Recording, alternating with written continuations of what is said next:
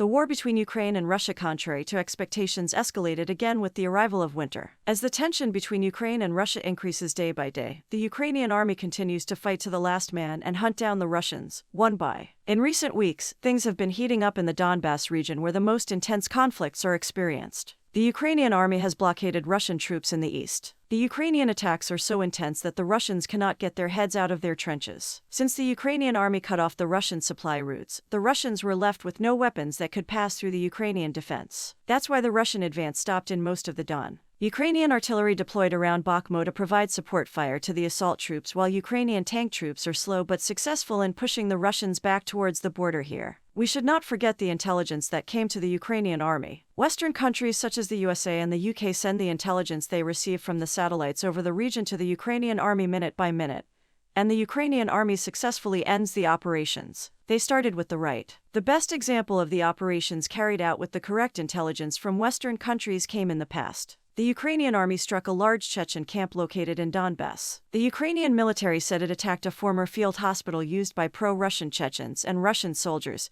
as a base, and that 100 invaders were killed as a result of the attack. The Ukrainian Army's Strategic Communications Directorate reported that its forces launched an attack on the hospital building of a former machinery manufacturing. In the Russian-occupied town of KKA, about 30 miles south of Lysychansk, the hospital building of an old machine building factory used by the Chechens as a base was destroyed by HIMARS salvos of Ukrainian artillery units. It was reported that at least 100 Chechen and Russian soldiers remained under the rubble. Russian-controlled militants in Luhansk Oblast acknowledged that Ukraine's attack on Kaka and Ukraine's HIMARS attack destroyed the factories. There were no independent reports of casualties in the reported attack and no confirmation from Russia of the attack or the death toll. The attack came as Dan Oblast's Governor Pablo Lenko said he had injured 4 civilians in the past day due to Russian attacks. Kyrylenko said 3 people were injured in Bakhmut, and 1 in Akka. Earlier this month, Russia acknowledged its worst loss ever, after Ukrainian forces said they had struck a base in the occupied town of Maka in the eastern Donetsk region where Russian troops are stationed. The Russian Ministry of Defense later said that 63 soldiers were killed in a rocket attack on one of Ukraine's bases on New Year's Eve. The number of casualties was the largest incident loss Russia had recognized since President Vladimir Putin launched a full-scale invasion of Ukraine on February 20th. The General Staff of the Armed Forces of Ukraine said in a statement that Moscow has sent additional troops to the occupied areas of Kherson OS. According to Kiev, although they did not come with any military equipment, vino and brick arrived at their settlements with small arms and bulletproof vests. Meanwhile, the Russian Defense Ministry said in a statement that soldiers from the Western Military District damaged Ukrainian troops in the Kiev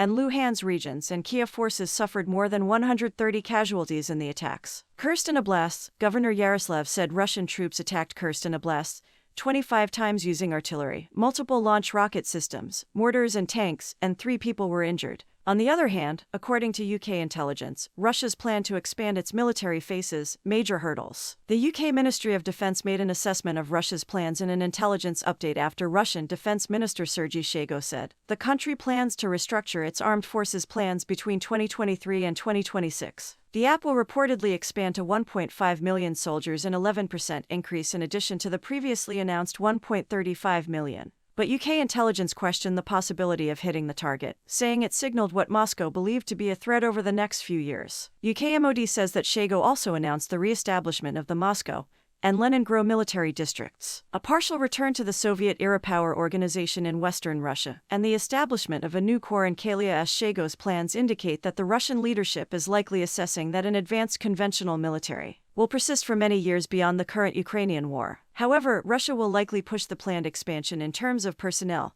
and equipment. The announcement comes after the Ukrainian government claimed that more than 20,000 Russian soldiers were killed last month. Ukrainian figures show that more than 120,000 Russian soldiers have been killed since the start of the full-scale invasion on February 20th. If true, this indicates that more Russians died in Ukraine than U.S. soldiers in World War I. Russia does not regularly publish its own casualty figures. Although it has publicly announced that less than 6,000 regular soldiers have died, the casualty rate led to a partial mobilization of the military reserve forces in Russia, including the alleged conscription of convicted criminals with serious illnesses from the country's prisons. Although the government faced little resistance to the establishment, hundreds of thousands of Russians are believed to have left the country before mobilization began. On the other hand, according to the UK Ministry of, Russia and Ukraine have amassed significant forces in the key area of Syria, but the conflict there seems to have reached a stalemate. The UK Ministry of Defence reported that so far there has been no large-scale fighting in Bakhmut, UK.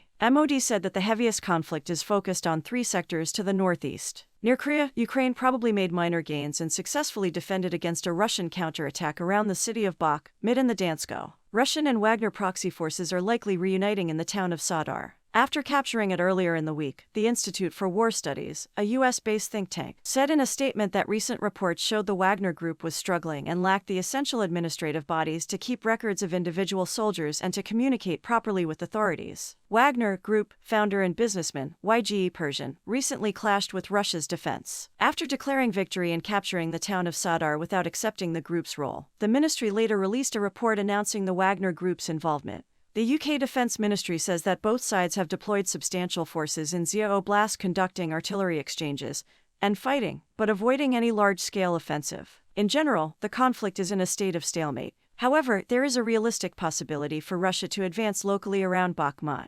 On the other hand, Vladimir Putin has been warned that the Russian anti-war resistance is actively trying to kill more Kremlin elites as he ramps up his campaign to effect regime change. The Kremlin was shaken by Daria Dugina, who died in the explosion of her Toyota Land Cruiser last year. The 29-year-old was the daughter of far-right political philosopher Alexander Dugina, and shared her views on Ukraine and support for Vladimir Putin. Dugin claimed that he was the main ideologue behind Russia's war Ukraine and persuaded Putin to continue the invasion. The movement is made up of Russian partisans working to violently overthrow the Putin regime. The NRA has appointed Ilya Pev, a former Russian lawmaker and Putin rival, as its political representative and spokesperson to help explain its agendas to international. The partisans have not attempted any further attacks on the Kremlin elite since the Dugina assassination.